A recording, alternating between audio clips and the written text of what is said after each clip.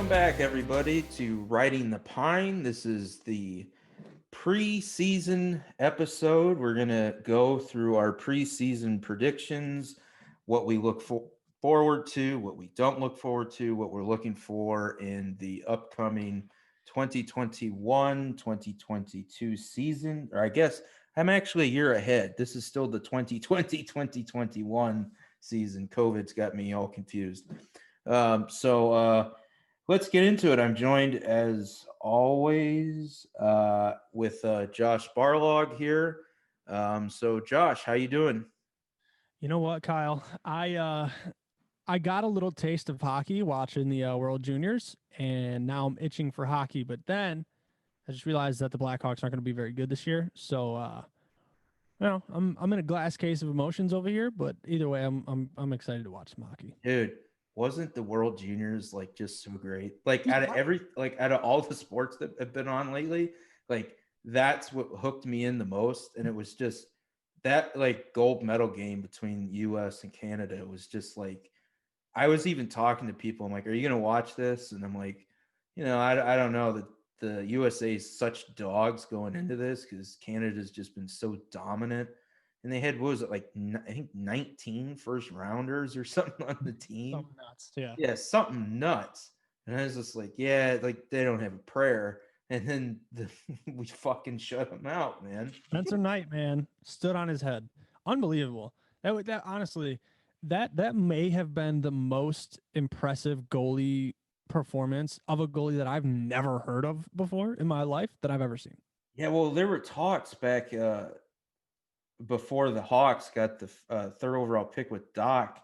I believe that was his draft year that they might look at Knight because he was going to be in that like just past the 10th overall pick because I think he was taken like 13th ish, something like that. And what's even more insane, which I noted to you, we were texting during the game, Florida has both goalies. Well, so here, you know what's crazy? Look, I'm going to pump the brakes a little bit on the Spencer Knight talk because for we know he could be a complete dud when he makes it to the league, if he even makes it to the league. Let's be honest. But just the fact that he performed as well as he did in that gold medal game is enough for me to pump him up a little bit.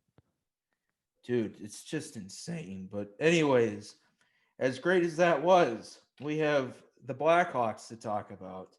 And before we actually get into, I guess, season predictions, a lot has happened in the last like yeah, 5 weeks or so since, or 6 weeks since we last did a podcast together. So where should we start? Should we start with Kirby Doc? Should we start with Jonathan Tate? Um, I don't think there's a good way to start this conversation. Yes. Okay. Well, okay. I what Let's start what with happened Kirby. with Jonathan Tate?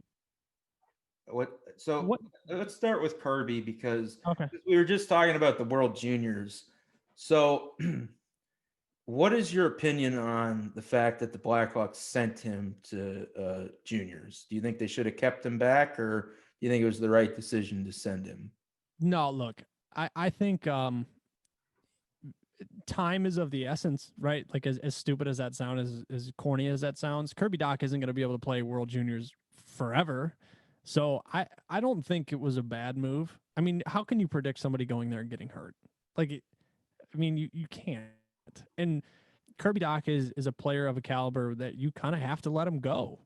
It's going to be good for him, right? He's going to get more recognition playing on a national stage, an international stage, I should say. And then he's going to go back and put a Hawks jersey on or a Hawks sweater on, excuse me. And people are going to go, oh yeah, I know that guy, World Juniors.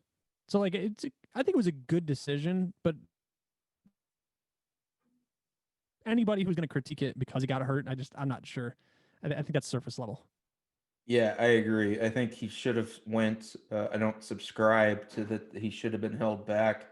And you never know. You know what? If Alexi Lafreniere had been allowed to go, maybe Canada would have won the gold. Ooh, Um, what if Kirby Doc played in that gold medal game? You think they would have won? that's so hard to say because he got injured in the first game, didn't he? Yeah. Yeah, yeah. Yeah. So it's like so hard to see because it was like he really was it the first period of the first game? That Like I don't know. I know it was early though. Yeah, I don't know. I don't think it would have mattered, honestly. But I think if you combined him and Lafreniere, that probably because that's like a whole line, right? That's two superstars, or at least at the junior level, two superstars. So that probably would have made a difference. But likewise, I mean, there were kids at the American level that weren't allowed to go, like the Blackhawks goalie prospect who they just drafted, Camesso, I think is his name. Mhm. Um, his was it Denver? I'm trying to remember. It's irrelevant, but his college did not allow him to participate in the junior tournament. But yeah, so I'm glad you said that because I agree. I don't think when you have players getting injured in practice, I mean, you never know when they're going to get injured. And this was literally hit the last year that he would have been able to play in it. So I have no issue with them letting him play in it at all. Plus, he's 19, so It'd be all right. like it's not like we're sending Brent Seabrook out there and we're worried about him staying healthy. Um, but yeah, so fractured slash broken wrist, so he's going to be out 4 to 5 months, which should put him out pretty much the whole season. He might be back for a couple weeks towards the end, maybe a month if we're lucky. So I actually kind of view it. I don't. It sucks, but I kind of view it as sort of a blessing in disguise in a way, because now this injury is going to make or well, especially with Taves being out too, which we'll get to in a second. Mhm. It really puts an emphasis on Dylan Strome and him deciding whether he's going to be a center, and it's going to give him an opportunity to prove that he can be a center. Because if not, I mean, it was pretty obvious going into the season that he was going to, at the most, be a third line center. That Doc, obviously, in the playoffs, had outplayed him for that position. Um, so, not just in that regard. I think even if he had been on a wing and not been a center, it's going to give other players a chance and a look that we wouldn't have seen. So, in a way, and we kind of need the Blackhawks to restock the shed a little A little bit. bit. So I mean, the more we lose, kind of the better. But so we'll stick with injuries since we don't know what Taves is up. Let's go with Nylander. This one is really weird to me. So Nylander, I think it was his MCL, and he's out for the season. He had surgery in December. And I guess for me, I'm just confused as to why he's just now having surgery when the season was over in August. Yeah, I don't know. I to be honest with you, I don't really I don't have my hand on the pulse of that situation, but it is weird, waiting that many months after the season's over. Maybe there could have been second opinions. I don't know the full story, but regardless, no disrespect to Alex Nylander, and I know you're a big fan of him, but I think that this is the least severe loss that the Hawks could have had. I'm just saying I'm not a fan of Alex Nylander. I'm Well, sorry. no, I wouldn't say I'm a fan. I just okay. So You like to stick up for Alex Nylander. yes, well, that's just it. I feel like he's been bullied, and I don't like bullies. No, So well, that's totally fair because I remember the one game that Pat Foley dogged him for the last like 5 minutes of the game because in the second period he dumped a puck in 2 feet before the red line. Like he was just ripping on this guy for 5 minutes, and I'm like, okay, we get it, Pat. You've had too many scotch. Like, just let it go. I swear, Pat Foley just reminds me of Bob Uecker in Major League sometimes back there. Yeah. But anyway, um, yeah, I just don't look. Could he? Nylander needs to be better. I'm full fledged on that train, um, but I just don't agree with the hate that he gets online from Blackhawks fans because Bowman traded a at best above average defender who couldn't even muster 18 minutes a game on a team that has a worse defense than Chicago does. So, like all these Hawks fans saying Yoki Haru is like a top four defenseman, he isn't right now. He wasn't like if you need to be playing like 18 minutes plus. And granted, he was close to that number, but he wasn't at 18 minutes. And the Hawks, I believe, were just above Buffalo. It was either one or two spots defensively. So Yoki Well, Haru isn't exactly better we than talked what they about have. this. We talked about this a little bit before in the last episode. Is like as much as we want to dog Stan Bowman, that specific trade, the Yoki Haru trade, somebody from the defensive core was going. Like somebody was gone. I Right. shouldn't say core. I shouldn't say core, but like defensive prospect pool. Somebody out of that cluster of defensemen were gone, and it was Yoki Haru. Well, and I guess it was organizationally a smart move because all of our top prospects are defensemen. They just are. So when you're trading away from a strength to try to add to a weakness, that's never a bad trade, especially when you're trading an unproven player. Yeah. So, and you're getting a guy that was taken 8th overall that has, superstar NHL bloodline. So I don't agree with the fans on that. But anyway, Nylander is out for the season. To me, it's a big loss because it muddles.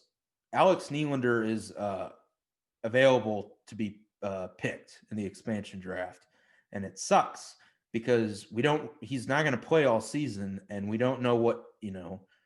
Last year was really his kind of first full NHL season, so we really don't know if there was any progression between last year and this year, and it was just a big year for Nylander. So I wish we knew more. As like I think they said he was injured in the playoffs. So I just don't understand why there was a wait to repair the MCL in the knee. I don't know. But I mean, anyway, you could think about Seabrook's situation. There were like 14 different things wrong with him for like 5 years, and he just now decided to get it taken care of. well, that's true. But I think that was more out of stubbornness Yeah, no, out 100%. of all sides, including Yeah. Blackhawks management. But so let's get to the big elephant in the room. Johnny Taves, Captain Sirius, is out indefinitely with an unknown ailment. Other than fatigue is the word that's being thrown around. Um, so I don't know. That's it. Like I don't know what to think about this, and they're part of that is because they're not, and for obvious reasons, they're not really letting on what it could be. I would assume they would have some sort of idea what it could be, Mhm. but I'm not a doctor, obviously, so I don't know if it could be cancer. I don't know if it could be a heart problem. Um, I even opined to other individuals that I wonder because especially since 2015, I think a lot has been made of it, of his diet. Like Mhm. he's very, very big into vegan dieting and stuff. So I'm wondering if maybe that might be playing into it, that he's not getting like a certain, I don't know if it's protein from, whether it be a red meat or whatever that he's not getting that might be a nutritional problem. I don't know. One would think if it was that would be a rather simple fix, but um, I don't know. And it's scary because he's 31 years old. He should still have like 10 years left in his career. Yeah. And like they're making it sound like it's so serious that like he potentially could be done. Yeah. So that's what I was gonna say. It just sounds. I, It it has sounds it's like it's Marion Hossa all over again, it's but yeah, it's a we product. knew what was going on with Hossa though. I mean, Right. that's what. This well, and the thing too, this is like you said, we don't know anything about this Taves situation. It came out of nowhere. Like just all of a sudden breaking news, Jonathan Taves out for the year. And you're like, whoa. Like what happened? And unfortunately, I guess unfortunately for fans and for people in the media, but fortunately for players and organizations, because of COVID-19, they don't have to tell you anything. They can be like, yeah, unfit to play, and that's it. Yeah. Okay. So I wanted to actually talk about that. Do you agree with that? I think that's just so stupid. Like I think it's so I originally, because of HIPAA. I mean, we all know the background. Because of right. HIPAA, they can't, if especially if it's COVID-19, they cannot disclose that unless the player decides to, or the coach or whoever. But I think them saying, using the term unfit to play for like ankle injuries or rib cage injuries, or he's got a cough, like they're abusing it, is what I'm getting to. So like if I break my finger in practice, I'm just going to be unfit to play. I don't have a broken finger, according to the press conferences. I'm just unfit. Yeah. Well, and I think, you know, maybe this is just from my experience of playing, but when, especially with like coaches, because there's been a lot of, or I've been around a lot of hard ass coaches that will use that terminology, and then it kind of leaks that unfit to play means like you're out of shape, or like Yeah. you're fat, or and maybe not even that, but just your conditioning is not there. So it kind of, I think it has a negative connotation, that phrase unfit to play, that it kind of hurts the player in a way, because Yeah, there's this perception of you like missing practice because you ate too much yesterday. yeah, or that like you haven't been working out seriously, or Yeah. just like with Nylander, like we were just talking about, like that's one of the perceptions that he has, is that he doesn't put work into to better himself. So I, I don't know. I wish they would just do away with that, and that I don't know. I understand the HIPAA violation thing, but there's got to be a better way to disclose injuries, because like we can get into it more with defense, but Brent Seabrook is apparently healthy, but he's deemed unfit to participate, so See, naturally. I that's yeah, but I so and this is where it gets fuzzy, right? Is this is like I just said, organizations are taking advantage of this term, Right. because I mean, everything, all signs point to Brent Seabrook being completely ready to go and completely ready to hit the ice. But I think they're using that unfit to play and unfit to practice so they can get these other guys, the new acquisitions, in there and see if they're a good combo on these lines in training camp. Because let's remember, we'll get into this later, but this team leaves for Tampa Bay on Tuesday. So like training camp's it's over. Like it's done. Any shot of Brent Seabrook jumping on a line and trying to make some chemistry with these guys, it's you're done. You don't have a shot. So I think that using this unfit to play situation is just like we're not going to use him these first couple days or at all in training camp, because we got this new guy that we want to give a shot and see how he does. Yeah, and see, it adds even more. Let's break down the defense and what we're expecting of the defense, since we're going off of that topic. I think there's so much. To me, this is the most intriguing aspect of the team right now, because all of the Hawks' top prospects are on defense, and Stan Bowman has made, as we talked about the last time that we jumped on a podcast together, an interesting decision in trading Brandon Saad to acquire Zadorov. Who is Uh, also unfit to play?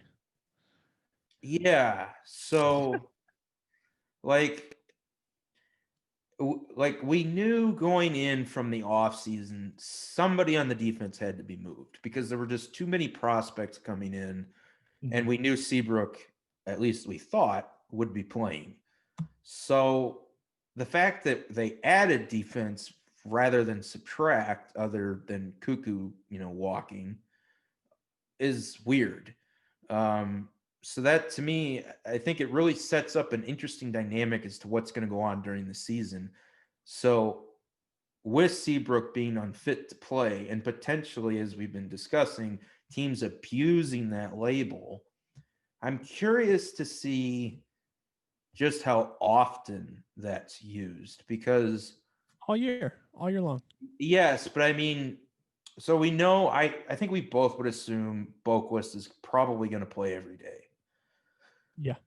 Maybe he'll miss a game every now and then when he does something stupid, which is bound to happen. But for the most part, he's going to be in every game unless he gets injured. So Ian Mitchell was who I think most people have as the Blackhawks' top prospect that hasn't played in the NHL yet, was going to make the roster last season. And he decided to go back to college because he wanted another shot at an NCAA championship. Great. Well, he's back. And the assumption is that he's supposed to be playing every game. So, as I was saying, assuming Seabrook's healthy and if Zadorov is healthy, there's nowhere for Mitchell to play. So, somebody's got to sit or they've got to do something with Seabrook. And it gets even more complicated than that because then we have Wyatt Kalynuk, who's been, again, another one of the standouts of camp. And he left, from my understanding, Philadelphia, who is a team on the rise, to come to Chicago because they basically promised him a shot, I mean, playing time right away on the NHL roster.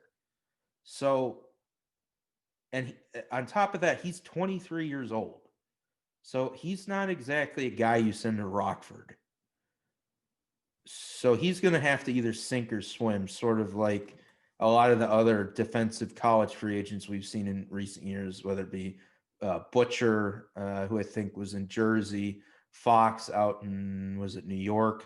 These recent guys that have come in on defense. But, and then there's Alec Regula, who is only 20 or 19, 20. So he's got, they can play around with what they do with him, I guess, because of his age. But it's just a muddled mess because you have Carlson and Sealer who are like tweeners, and they're both of those guys are probably, fifth and sixth defensemen at best. So they're kind of hanging around, and you don't know what you're doing with them. Meanwhile, your two best prospects, or two of your best prospects, and Mitchell and Kalynuk, neither one of them, if everybody's healthy, has a spot to play. Which leads me to my question. So we've kind of talked about them fooling around with the unfit to play stuff, which I also question how much is, like, if it is fooling around, how much of that Seabrook is willing to put up with. But aside from that, it leads me to believe that at some point, because the deadline this year is like a month into the season, I think. It's like, I think in February, like the end of February or maybe the beginning of March, because we have a 56 shortened game season. Mm. So I wonder, or even, I don't know what Bowman, who the hell knows what Bowman's going to do or thinking for that matter. But it leads me to believe, especially with the expansion draft coming up, because that's the other thing that muddles this. The Hawks can either protect 3 defensemen in the 3-7-1 format with the expansion draft, or they can protect 8 players and 1 goaltender. So already, because of no trade clauses, Keith and Seabrook have to be protected. So if you only do the 7-3-1 route, you can only protect 1 other defenseman. Boquist, Mitchell, and Kalynuk, because of age and playing experience, are exempt. However, Murphy, DeHaan, and Zadorov are all available to be selected. So you can only protect 1 of them. Well, if you just traded for Zadorov, one would think that you're going to protect him at least. So that means now Murphy and DeHaan are available to be picked in the draft. And I would think you would want, at least since you have all of these prospects that need to play, that you would at least internally in the organization go, we need to trade one of these players. Are we going to trade Murphy or are we going to trade DeHaan? So, I mean, I in my opinion, that you're between a rock and a hard place, right? Because you would love, you would in my this is just me. I'm a big Connor Murphy fan. I would love to keep Connor Murphy, um, but I'm not exactly sure who really wants Calvin DeHaan. Right. Uh, the other side of that is we could move Connor Murphy. He's gonna have some pretty good stock, like enough to field some phone calls from other teams. But then Right. we got to keep Calvin DeHaan. Well, not necessarily. So I guess yeah, you're right. I mean, I guess when you could move Murphy and then work something out with Seattle to where they would take DeHaan. But because the problem lies in if you have Murphy, well, I guess we should. Okay, so the Blackhawks could, if they do the 4-4 route, and this is why I was bringing up the Nylander issue. So if they do the 8 players and 1 goaltender, you're losing the ability to protect 2 players if you go that route. mm-hmm. So Kane and Taves have no trade, so they're protected. DeBrincat, you're going to protect. So you're already at 3 forwards. Strome, he can be picked. So I would assume you're going to protect him. Doc is exempt. Kubalik's exempt. Suter's exempt. Nylander would be available. All the guys they signed this offseason would be available. Camp would be available. Highmore would be available. So it basically comes down to, do you let Nylander go in the draft and protect Murphy or DeHaan? And do you, because I guess either way, they have to move it. They just have to move a defenseman. They have to, because so many. The kids need to play. I mean, whether we want to make the baseball analogy or not, or even the Bulls, at some point the kids have to play, and you've got to sell off the players. And it's true that Murphy has probably the most trade value, but he's also injured a lot, and he's always getting some minor injury. And on top of that, he's starting to get old. I mean, he's like 28 years old, and we're talking about at least another probably 2 years before we're competing. So is he going to even, and his contract's going to be up too in 2 years, I believe. So is he a guy that you want around? Yeah, I think that's what makes this Hawks team hard to try and dissect, right? Is like we're in a position for the next couple of years at least where it doesn't look like there's going to be any competing going on. As much as you want to sit here and talk about how great training camp looked, like I mean, there are some real bright spots in training camp, including, and we'll get to this, there's been some work done and work being done in Malcolm Subban. However, how far that's going to go. But realistically, once you put this team out there on the ice against another NHL team, it's not going to be very pretty. Yeah, I mean, it was going to be bad before Doc and Taves were out. Yeah, Right? yeah. This has nothing to do with Jonathan Taves and Kirby Doc or even Alex Nylander. It was going to be bad even with them in the lineup. It's just now, as you talked about, a little bit of a blessing in disguise, right? Because now you get these new acquisitions, you get these young guys who you've invested in that I mean, they don't have a choice. You're going to throw them out there. As far as forwards go, you throw them out there and see what happens. And then now you know what you got. Yeah, exactly. But as far as like these couple years and why it's so weird for this team is like because of the injuries that you're dealing with, do you just take these next couple years and see what you get out of these young guys, or do you try and speed it up a little bit and move some pieces to either A, get even younger and have a better opportunity at forward depth moving forward, or B, do you trade for guys who are ready to go now, who can help your team now?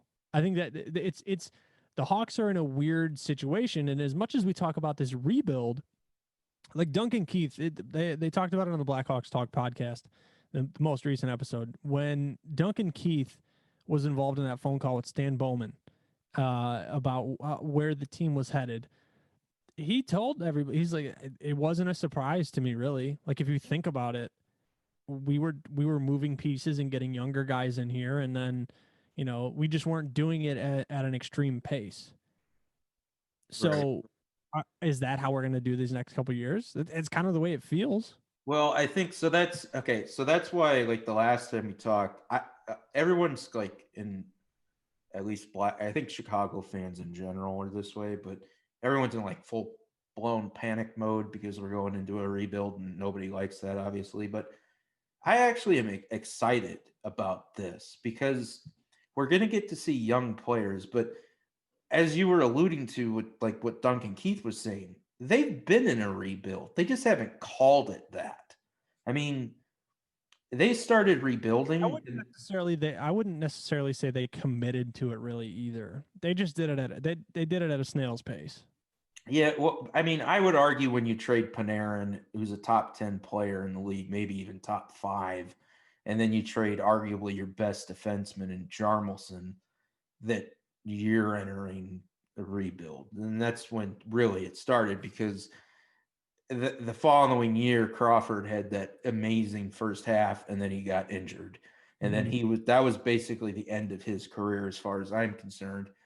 And then your goaltending was a mess. The defense was a mess that year as well. And Saad gets moved this offseason, which probably should have been done sooner. Gustafson gets moved again, probably at the wrong time. Robin Leonard was brought in, which didn't make any sense.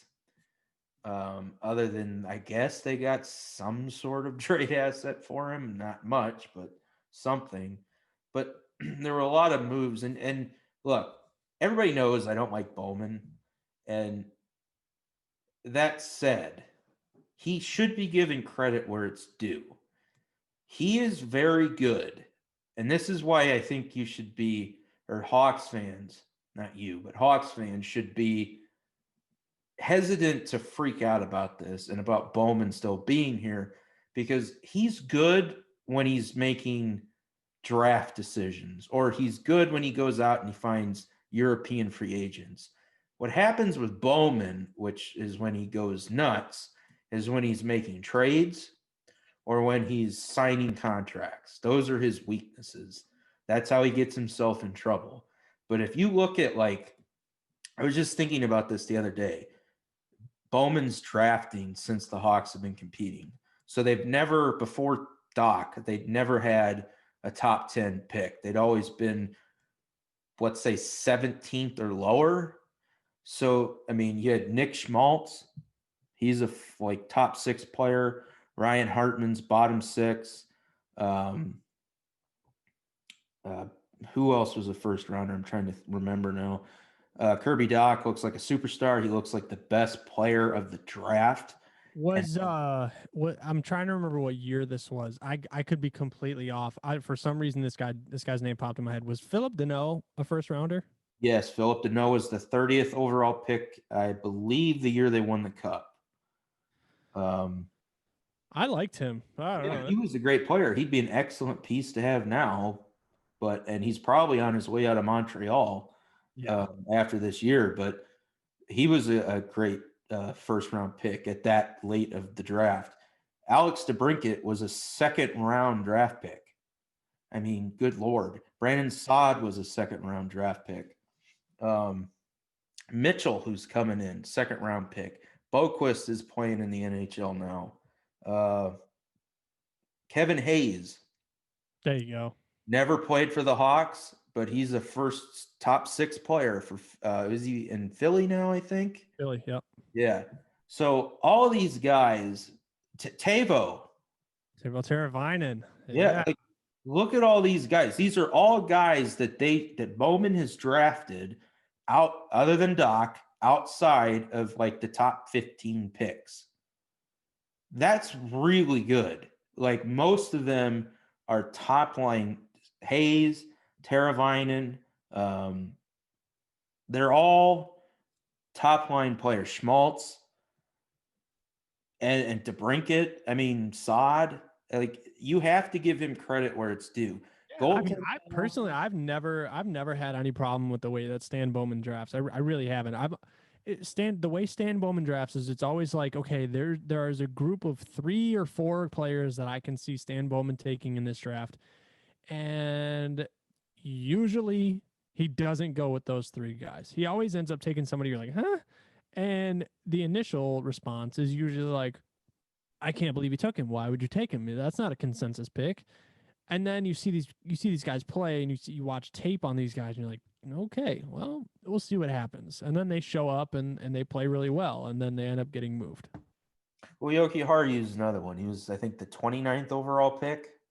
So, and he's playing close. I know I was just kind of ragging on him earlier, but I mean, He's in the NHL. Yes, he's in the NHL and he's playing close to top 4 minutes. So if you got a top 4 defenseman at the 29th pick, that's pretty good. So, I mean, speaking for where you are in the draft, not necessarily saying that Yoki Haru again, because that would defeat my earlier point, but still, great pick. He's wherever he's been in the draft, he's been able to find talent, which is to my point. When you're going to be bad, it's not a bad thing to have a guy who's historically at least drafted well. So that should be a positive. The other positives are there's a lot of money coming off the books in the next few years. You got Shaw's going to be up. Smith comes out this year. Thank God he's gone. You've got Dane DeHaan, or why do I always call him Dane DeHaan? I must really like Dane DeHaan's movies. But Calvin DeHaan, he's got 2 years left. Connor Murphy's got 2 years left. One, if not both of them, will be gone. I mean, there's like 10, $12 million that you're going to have to come and supplement your roster, as well as, extend a Boquist and a Doc and Strome if he proves worthy of an extension. So you're going to have money to play with. You're not really in cap hill. And the other thing too is, which is going to make this season very interesting, is the Jonathan Taves injury. Because now that you have him and you can put him on LTIR, that's $10.5 million in cap space.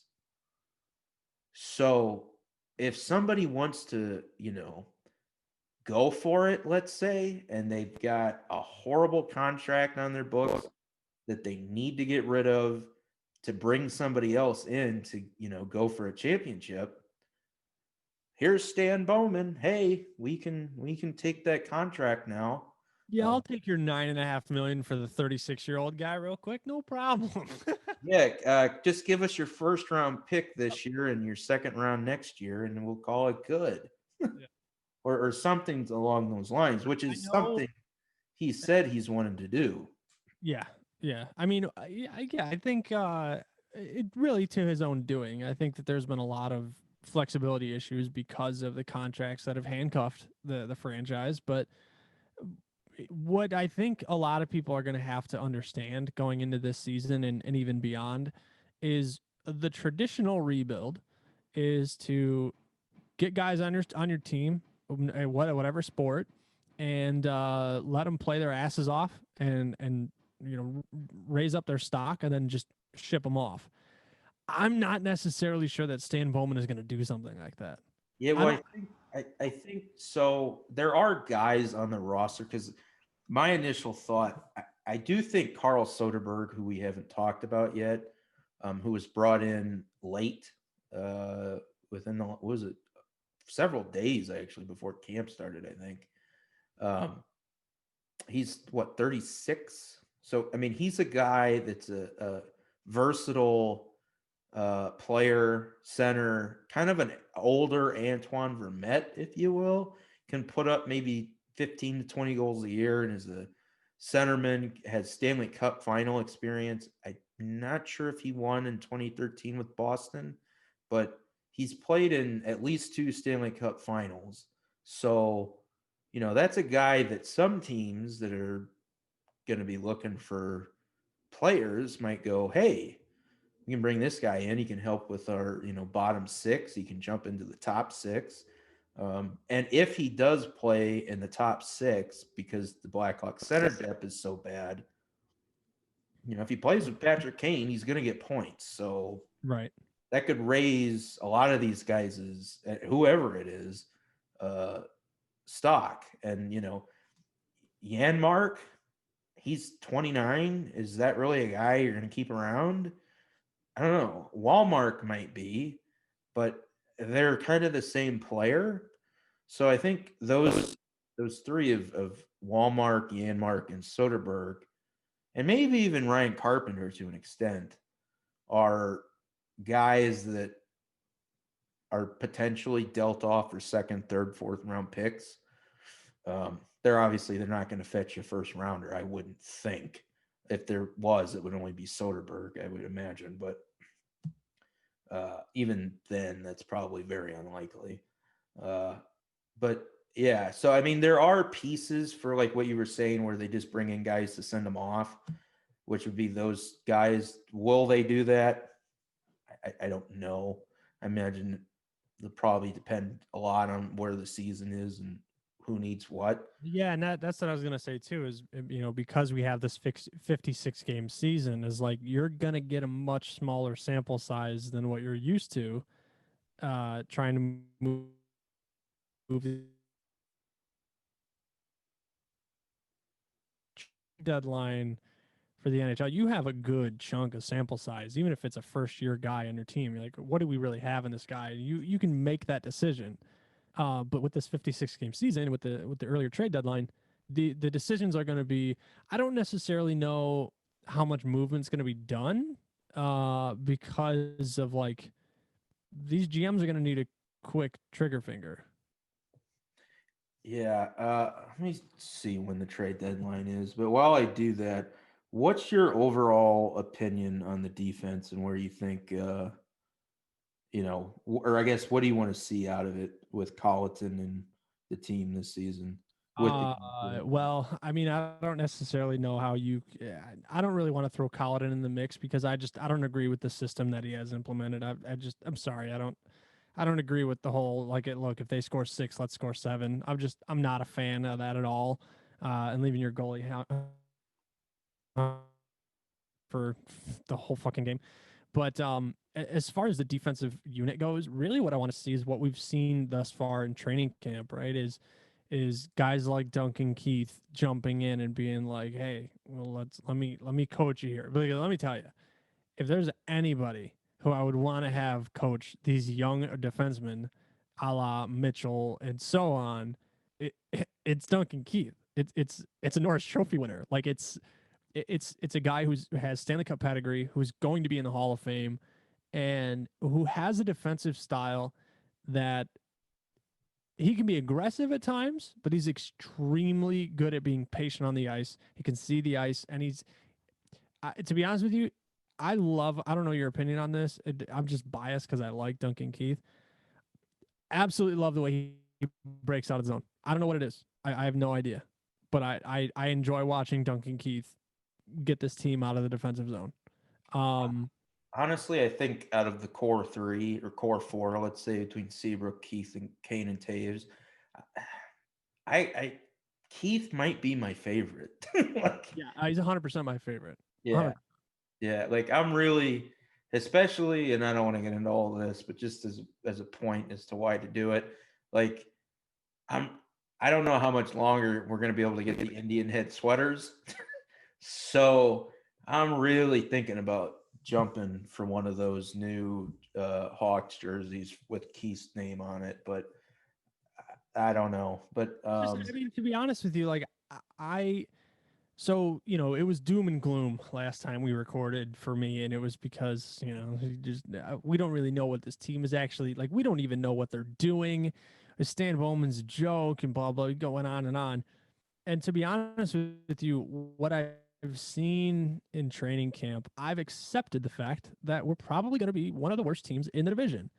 But I've already had the mindset going into this season that I'm looking for not to bring in another sport, but this is how I felt about the White Sox rebuild. Is in those years where you're like, we're really not going to contend. You're just looking for individual efforts and individual development. So for me, this upcoming season, not to go off of the defensive end, but for me, it's how does how does Alex DeBrincat respond? Like how are we going to figure that out? And as you said, Dylan Strome. And on the defensive, is it going to be how well is Ian Mitchell going to do?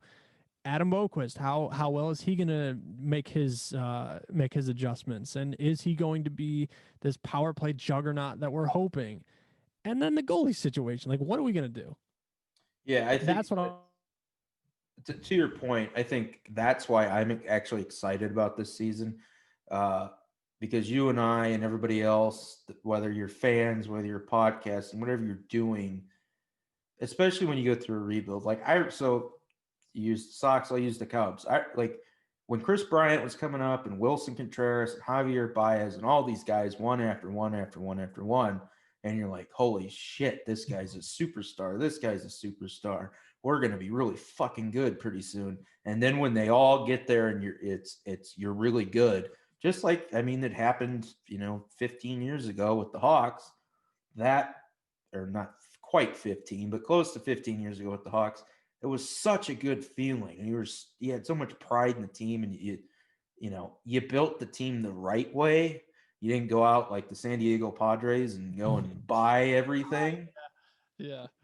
But yeah, so to the point, I did look it up. The trade deadline is April 12th. So I don't know why I thought it was in So off. February. Yeah, I Oh, apologize for that. But yeah, so it's April 12th. So the season ends, I think, in May. I think I got that here too. Let me go back to it. It ends in May 8th. So you basically have a month left of the season from deadline to end of the regular season. So to wrap up the defensive part of the section of the show here, what if you were going to move, or do you move a defenseman at the deadline and then for the last month of the season you get somebody regular playing time, especially knowing that the expansion draft is coming? I mean, yeah, that's kind of the wrench, right? Is you don't really know you don't know who Seattle's going to be gunning for on your roster, who's available. But it's in my opinion, the way that this Hawks team is set up, we're going to continue to talk about how much they need forward depth. Um, so at the deadline, if you have, I mean, we saw Eric Gustafson. Like we didn't really think that the Hawks were going to make the playoffs, so he was the piece. Really, should have been moved 2 years ago. Yep. But like those are the type of situations that you kind of have to be open to. Like I don't know. Let's just, for example, nobody freak out here, but just for example, if Connor Murphy's having one hell of a defensive year, and I don't know, they have enough, but Colorado needs to add somebody. All right, well, I'm going to jump on the phone and talk because I might be able to get more value pieces out of Colorado or X team at the deadline. That's actually going to give me more options at forward. I have enough on defense. Yeah, I think you have to, if you're Stan Bowman, you have to make a decision. Even if you do, as I talked about, the 8 players plus a goalie, where so you can protect an extra defenseman. Mm-hmm. Even if you're doing that, I would think you would want to move. I just think you have to move a defenseman because you're stunting the development of your defense. It takes longer for defensemen to develop. If you really want to be able to compete in 2 to 3 years, which I'd imagine is the goal, then you really need to get them playing. And if they don't have playing time, they're not playing. And like I said, Kalinuk is 23 years old already. The guy needs to play, and he's not even the top prospect on defense. He's probably second or third, depending on your preference of him or Regula. So um, I, somebody has to be moved. I think that was why at the time, and still to this day, the Zadorov trade just doesn't make sense. Um, will it work out in the end? Maybe. But right now on paper, somehow Stan Bowman has managed to lose a Brandon Saad trade 3 times. Yeah. So hopefully the third time's the charm and it actually works out. We'll see. But let's move into forwards. And I want to move into forwards because I think this will be the quickest section. It'll also be for those that are listening to our long podcast as usual. If you want to take a piss break, this would probably be where I would say Yep, to this do is it. it. Yep. So on the forward level, I think one of the interesting things that we haven't talked about either on the show or you and me at all is Brandon Peary. What what do you why do you think I know you weren't really a Dylan Sakura fan, but I thought it was pretty stupid to trade Sakura for Peary because if your goal is to play younger players, and I don't really think Sakura ever really got a real shot at playing, at least not in the top six, or at least consistent playing time, let's say. Uh, why are you bringing in Peary? And if you are going to bring him in, he's 30 years old.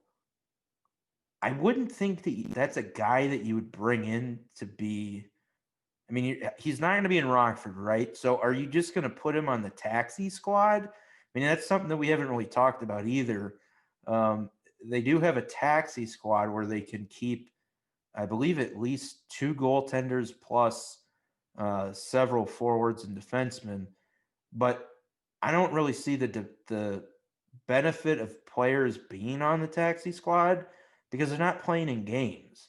And in the case of Brandon Peary, he would have to clear waivers, right? Same thing with like a John Glenville or something to that effect. Like, so I don't know. Like, I mean, for example, we saw Michael Tepley, I believe I'm saying that correctly, today, who, and a lot of people are complaining about his skating. But dude, he pulled some Datsukian moves out there today based on the video that I was watching. And he's 6'4". That's not something the Hawks have when you have, Alex DeBrincat, who's what, 5'7", Patty Yeah. Kane's what, 5'9", 5'10". Like, Yeah. You don't really have any size, really. right. So he gives you that. I mean, he looks, maybe he's like Victor H.L. That's another name from the past. But maybe he's more skilled. But again, it looks like skating's the issue, which, for bigger guys, I guess it usually is. But I just, are you going to pull, or even if it's Mackenzie Etwitzel or a Hagel or um, a who's Khrushchev, like these guys that you've had in your system for a while now, are you really going to play a Brandon Peary over them? Over those guys. Yeah. Yeah. I mean, again, that's what makes this season so weird is like, are you just going to let them play or are you going to try and put something together? Brandon Peary thing, I don't really understand. Because to be honest with you, do you remember the game 2 years ago when he got hurt and then he came back and I think it was LA. He had 2 goals, like 2 goals, 2 assists. He played out of his mind. He had an unbelievable game. Well, yeah, And then he so went I on this think it was, scoring streak, like scored in 5. yeah, I do remember that because he was with Vegas and he was with, before he was called up, he was playing for the Chicago Wolves that season. And I think for 1 or 2 seasons. And I had actually mentioned to somebody, I said, hey, do you think Bowman might Bowman has a thing for old players? Like, you don't think that if this guy hits free agency that Bowman might be like, Well, like my point of that is like when that happened, I'm like, oh man, I like this Peary guy. You know why? You can find the back of the, throw a body around a little bit. But now it's like, and not for the Hawks, not for this team. It doesn't make sense. yeah, just the age, right? And then like it goes against everything that you've said you're going to do. And it goes against why they supposedly waived Zach Smith. So I don't know. And like, but here's the thing though, and I'm glad we've kind of touched on it in a roundabout way, but there's not really spots on the forward uh, level for young kids to play. because the top line right now with Taves and Doc out looks like it's going to be, at least in scrimmage so far, DeBrincat, Strome, and Kane. The second line, I think, is Shaw, Kubalik, and I imagine will be Soderberg. And then I think they've been using. If he gets the immigration thing figured out, he hasn't even no training camp for this guy. He's not even in the country. Right. Well, and then so Suda is around too, and Yep. I think I don't know. Has he been on the third line? Because you got Walmart and Yanmark. So I think maybe Suda's been playing with them. And then the fourth line is Highmore, Camp, and Carpenter. Yep. So you've essentially, and Peary is around. So Peary really doesn't even have a spot now. But when you look at that roster, where are the kids? Where's Kurashev? Where's Hagel? Where's Entwistle? Like, you said you were going to play the kids. Does that only apply to defense? And as we talked about with the defense, you've blocked all the kids, at least for right now, unless we're going to pretend Seabrook is injured all year. And even then, only one of the kids is playing.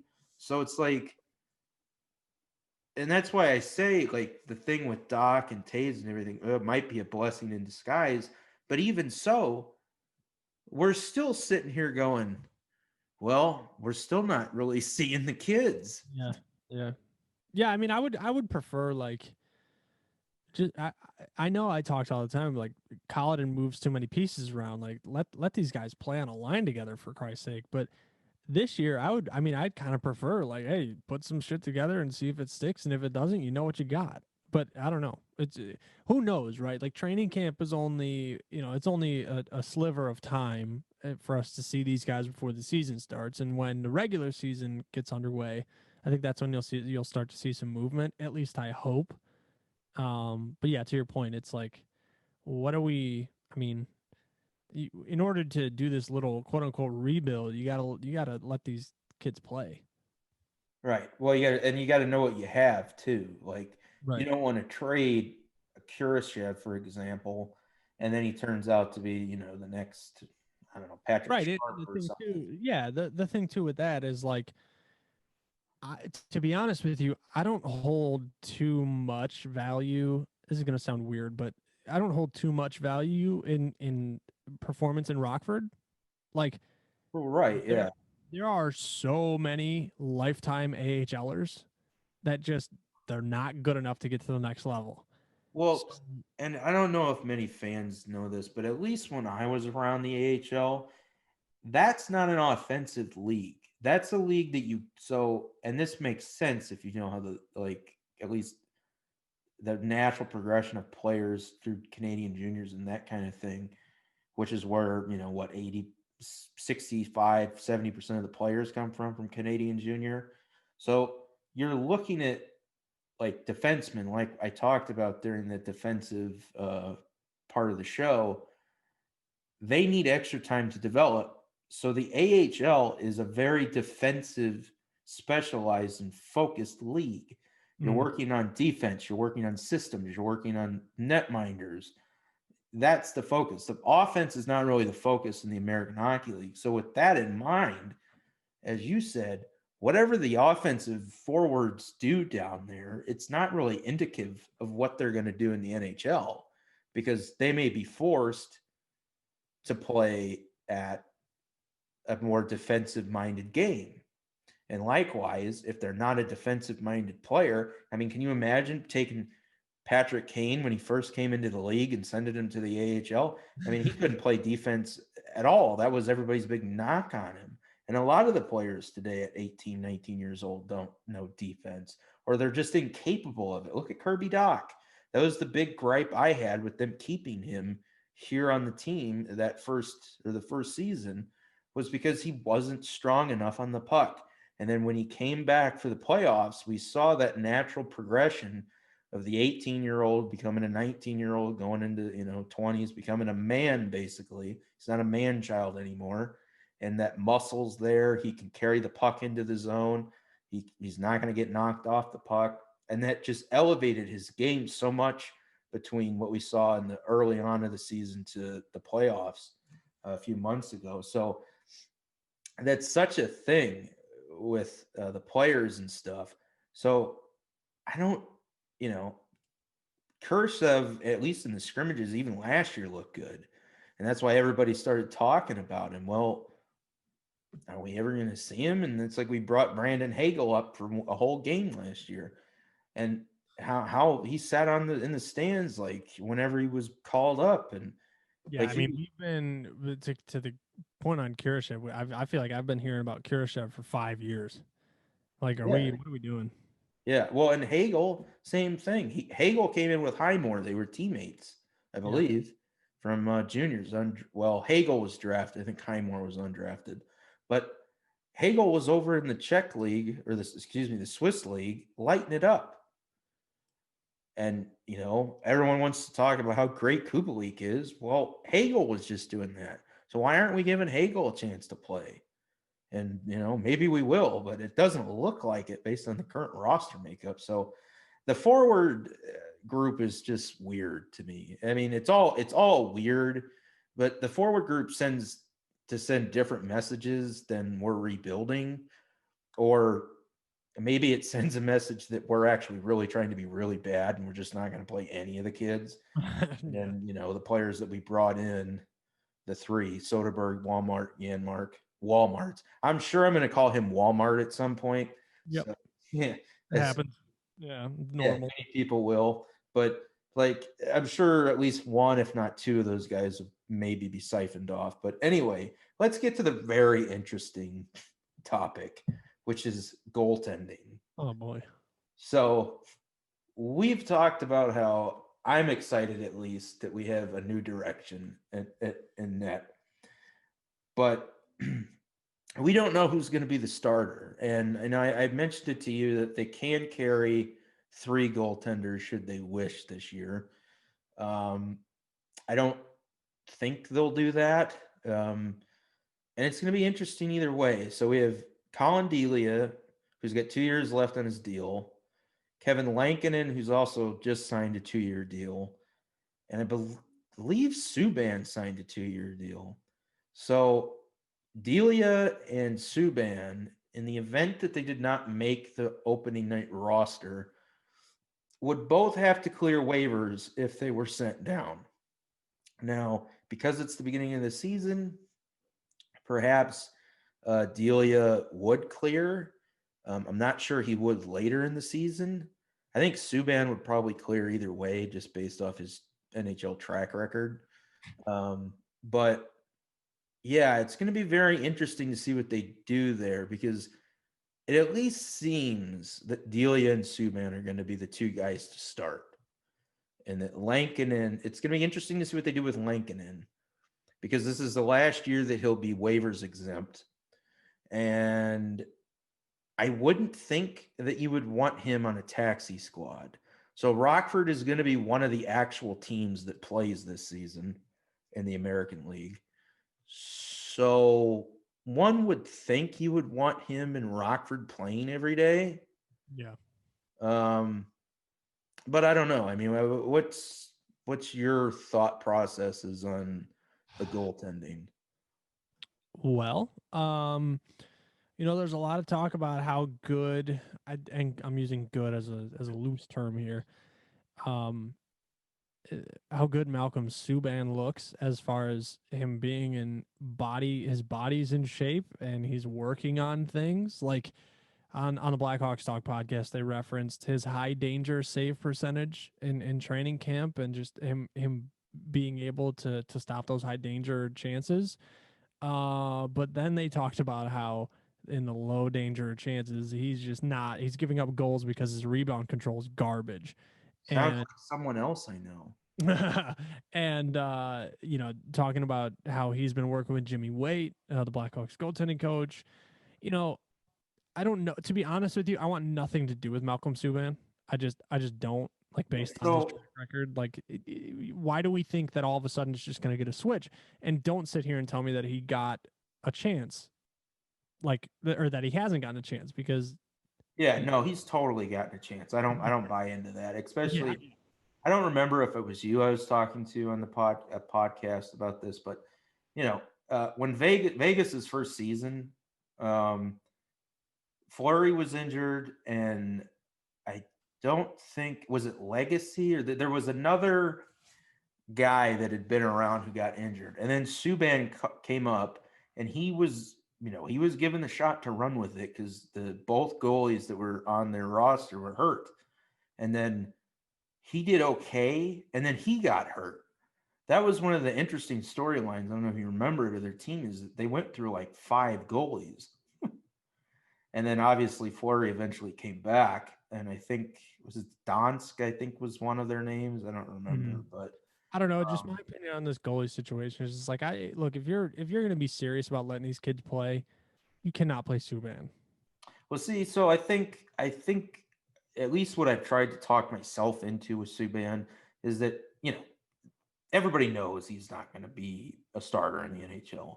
So if you need somebody to like, ideally you want both Delia and Lankinen playing, right? Because that's really who we're trying to see which one's the starter. Mm-hmm. So if one of them is going to be in the NHL, you probably want the other starting in Rockford. And I still maintain, I think most of the media is turned on this idea.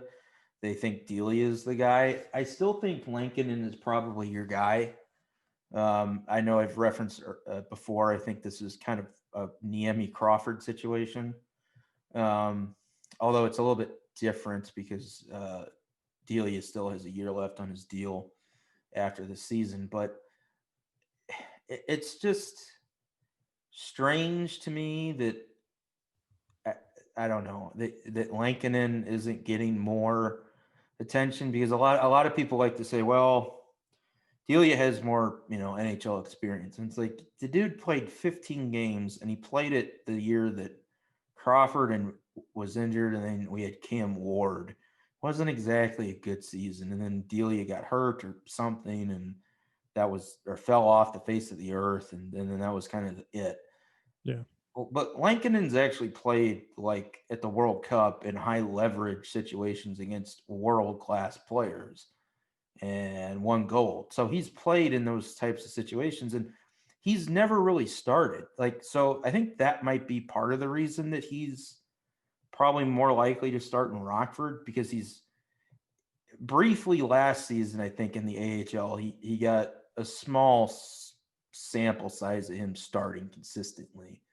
And he did make the AHL All-Star game last year, but he got injured, and then his stats went down, and then he went out, and I think he got surgery, and supposedly they fixed it, whatever was wrong. I don't remember, but so maybe they want him to get that consistent playing time to be used to being a starter, so they can kind of have Delia and Lankinen at the same time to see which one's more consistent. But then again, as you said, what real value is there to playing all the time in Rockford? I mean, sure, a lot of goalies, Holtby from one, Markstrom, there's a lot of great, Leonard, Fleury even, they all got time in the AHL, but it was limited, right? I mean, you usually don't spend much. Eventually they gotta get called up. Yeah, eventually they got to come up, and they got to sink or swim. That's been my phrase of the podcast. But so I don't know. I just would like to see Lankinen get a shot, because he hasn't been given one. And I mean, to be fair, Delia hasn't necessarily either, but he's been given more of a shot than Lankinen. And everyone just seems ready to proclaim him to be the guy. And it's like, I don't know. I mean, he didn't have sparkling numbers in the AHL, not necessarily that Lankinen did either, but I don't know. So Subban, to me, as the name of the podcast is Riding the Pine, folks, I imagine that's going to be his job. That'd be nice. I would appreciate that. I'd support that. Yeah, we're paying him to ride the pine, basically. Yeah. So do you see them at all going out and getting another goalie because they've got the taxi squad? Nope, absolutely not. I just don't. I don't know. I don't know what they're gonna do, but I don't see them adding another goaltender to the mix. Okay, I don't either, unless Subban is just awful. But liability more than more than we already think he's going to be. yeah, well, and I wouldn't be against I mean, this is what I would have thought they would have done is that they would have, I don't know, whether you keep Subban around just for insurance, although that's a pretty bad insurance policy. But regardless, I would have thought that maybe you would just do Delia and Lankinen and play them every other game. And then one of them has to take it. And whoever takes it gets the nod. And then you start letting them like mold into that starter. But I don't think that's how they're going to go. It seems that they want both Delia and Lankinen playing a lot. So, which I guess this is why I raised, like, do they go out and get another goalie? Because you want Lankinen playing. So he's going to be in Rockford. But they've got to have somebody on the taxi squad. So do they bring the Matt Tompkins, like the ECHL level goalie up for the taxi squad? I mean, maybe. Who's the dude? The Foster guy? Maybe they could go get him. It's like, hey, forget about being an accountant for a year. We'll that's funny. Our personal like battering ram out here. We'll just I don't know. But yeah, so what are your like overall thoughts, I guess, for the season? And like who are you looking to most to take steps? Who do you think is going to be a standout? And then we've kind of already said what the goal of the season is. So yeah, like who are you looking, like what are you looking for? And then who do you think is going to be the standout? To be honest with you, I know that we've talked so much about these young guys, right? And about the guys on the blue line and their development, but really I would love to see some consistent play out of Alex DeBrincat. I think his game as a scorer could be so lethal.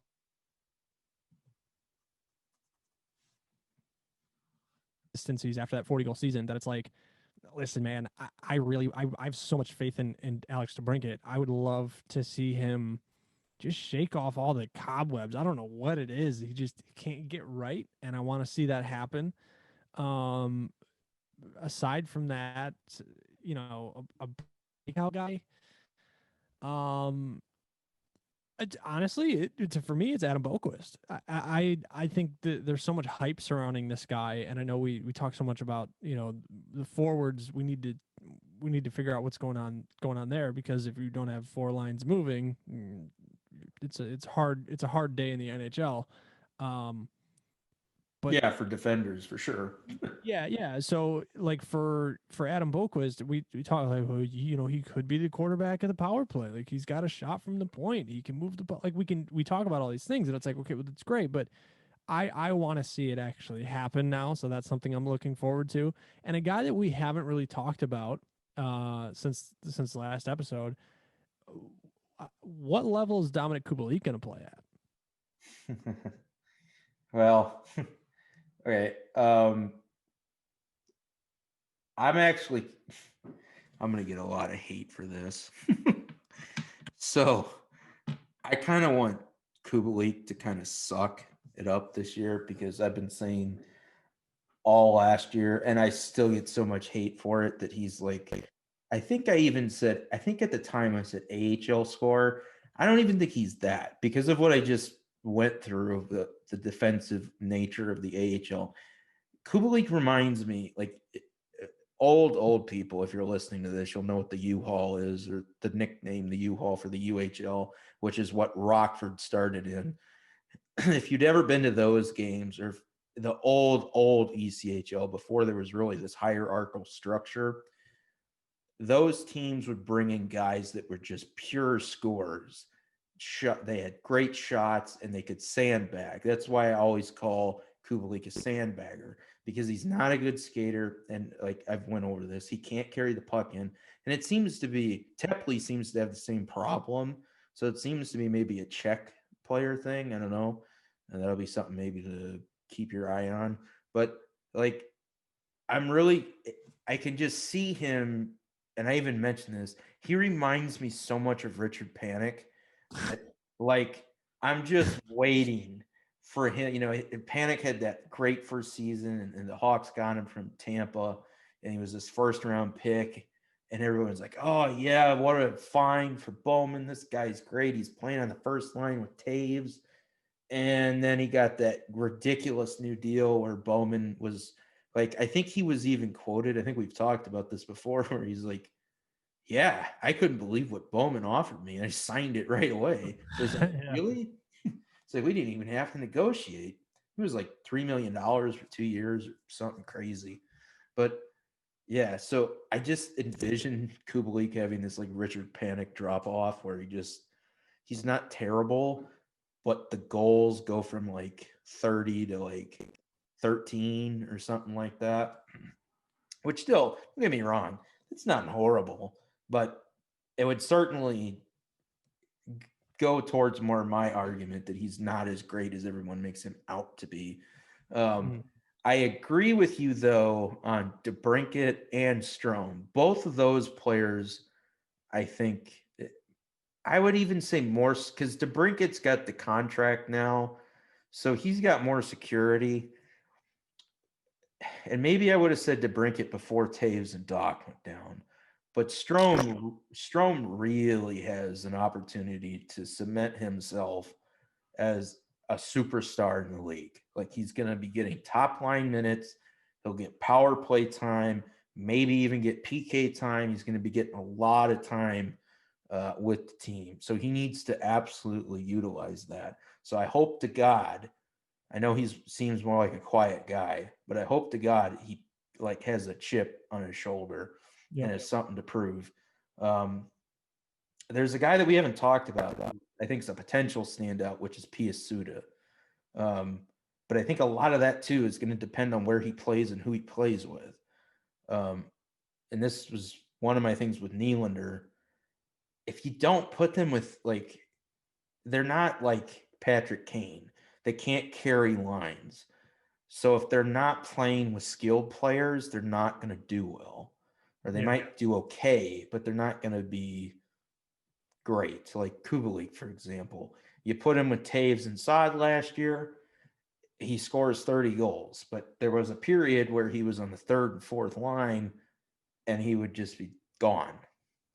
And then Well, I think that's just it, right? Like we talked so much last year about all the movement of these lines, and it's like, how do you expect these guys to form any sort of chemistry together if on Tuesday they're on the first line and Wednesday they're on the fourth line? It's like, what the hell are we doing? I honestly, to be honest with you, I think that this season because there are so many there's so many pieces that this organization is trying to figure out what they have. Like, well, does he fit in on the first line, or what about the second or third line? And they're going to be moved. So I'm not necessarily. I don't know how much I hold um, these. How do I say it? Like these expectations? Like I don't know how much value I put on them. yeah, I don't know either. But I think I definitely want to see, like we said, DeBrincat and Strome DeBrincat at least needs to bounce back and be better. Strome needs to have a breakout season, and I guess we'll just see what Suda does and if Kubalik can bounce back. I think the biggest thing I want to see the prospects on defense because from what I'm hearing and seeing, I'm not hearing much about Boquist. I'm hearing about Mitchell. I'm hearing about Kalanick. And both of those guys were captains on their respective NCAA teams last year. Um, and Mitchell at least is a highly regarded prospect. So, those are guys that I want to see what they can do. And that's why I'm concerned with what in the hell is going on with Seabrook and what we're gonna do with DeHaan and Murphy, because we got to play these guys at some point, and you can't just sit them. And you know what? Maybe you'll play them, and maybe one of them or both of them, maybe they all suck, but you're not gonna know that until you play them. And more so than that, like Boquist wasn't good last year either, but I'm not gonna sit here and say he sucks because at 40 games at 19 years old, he wasn't very good. I mean, he's 19 years old playing in the NHL. That's, Doc wasn't particularly good either until the playoffs. So, these guys are going to develop as they go, but they've got to play. So that to me is the big thing. And goaltending, look, it seems like Delia and Subban are going to be the two.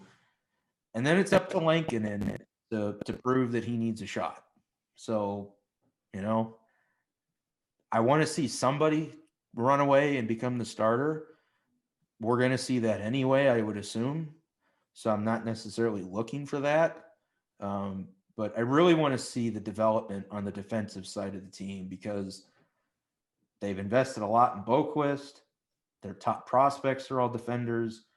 And, like we said, they really don't have many young forwards, at least guys that you plan on really being a big part of the team in the future. So, yeah, that's where my focus would be. And then, like I said, let's just have fun. Let's not get all pissed off when they lose 8-0 or 8-1 or something, which is inevitable. And it may happen a lot because we're playing Tampa Bay 8 times. So, yeah. But anyways, that'll wrap up our discussion on our preseason kind of review of the season. But I do want to let everybody know this year we will be having game day reviews. So me and Josh, as well as other individuals that I've still got to work out on, will be at some point. I assume it'll probably be airing the following morning around maybe 8 o'clock for everybody's commute. If you're lucky enough to be working at the moment. And if not, that's cool too. A lot of us are still sitting at home in our pajamas because of reasons. So we're going to be doing reviews of all 56 games this season. And if there are playoffs, that too, although I don't foresee that happening. Maybe a miracle will happen, though. You never know.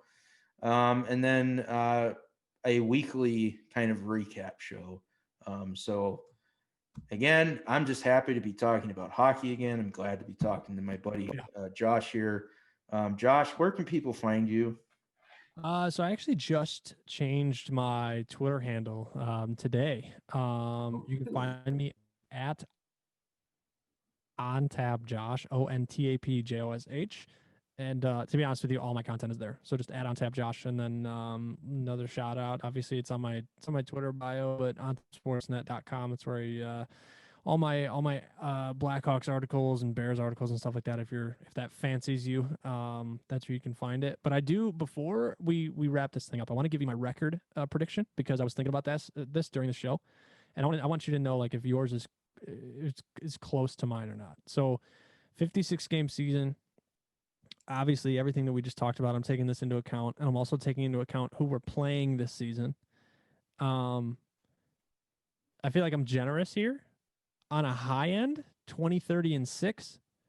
On a low end, 17-33-6. Okay, let me. I wasn't prepared for that, so I was kind of coming up with my own. So, what were your records again? 20-30-6. Okay. And then I kept it even, 17-33-6 for overtime losses.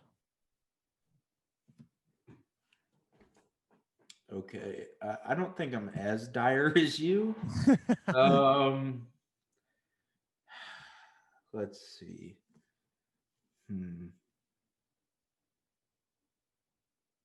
I actually think they're going to have more than 6 OT losses. I'll go with 8 there, so that gives me 2 more games. Let's see. I think they're going to do better than 20 wins. I know that. So, sorry, people. I'm doing math on the fly here. Yeah, so I'm going to go 24, and I want those wins to be OTs will be losses. I'll split the difference, I guess. I'll just go with straight losses. So 24 and was it 28? Is that right? Does that math For work? 50, how many overtime losses do you have? I have 8 overtime losses. You have them at 24, 24, and 8 then. No, I don't have them. I don't want them at 500. Well, that's how many. That's how many. 24 and 24 is 48. Add another 8 is 56. Okay, so I guess so. You had your 20, 30, and 6 record. Yep. I'm taking 2 of the losses away and giving those to. Okay, I see what I did. Okay. Okay, I'll go 22, 28, and 8. All right. So All right. I'll give them. Or does that work right? Because I'm taking 2 of the losses and giving them. I still got too much. I'm still, yeah. Anyway, I think that let's just put it this way. I think they're going to be better than 20 wins. I think they're going to be somewhere between like 24 and 26 wins, and then I think there'll be a lot of close games actually. So, and I think they'll lose most of those. So, yeah, I'll go higher on the OT losses. All right. We'll see what happens. Either way, it's going to be painful. I hope I'm wrong though, because I want them to be bad. I want those high draft picks. But anyway, everybody, we will talk to you when the Blackhawks play. Is it Tuesday or Wednesday? They play Wednesday, Tampa Bay Wednesday. Okay. I'm such a horrible host. You know better than I do.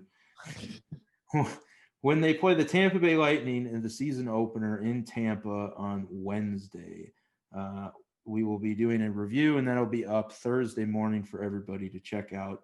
And until then, everybody, God bless, stay safe, try not to kill each other. I know everything's pretty volatile right now, but things are going to get better. So we'll talk to everybody soon, and go Hawks.